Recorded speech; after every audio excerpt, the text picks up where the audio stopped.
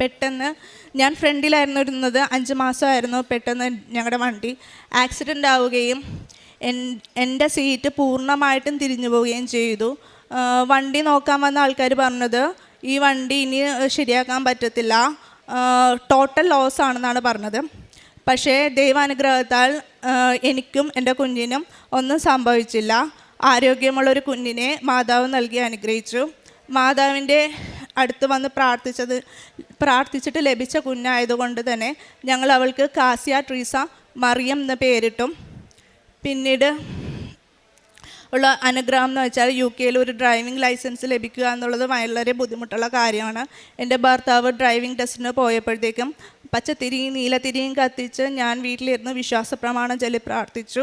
അതുകൂടാതെ തന്നെ ഭർത്താവിൻ്റെ കയ്യിൽ കാശ് രൂപം കൊടുത്ത് ഉപ്പുമിട്ട് കൊടുത്തു. ഫസ്റ്റ് അറ്റംപ്റ്റിൽ തന്നെ UK ഡ്രൈവിംഗ് ലൈസൻസ് നൽകി അനുഗ്രഹിച്ചു.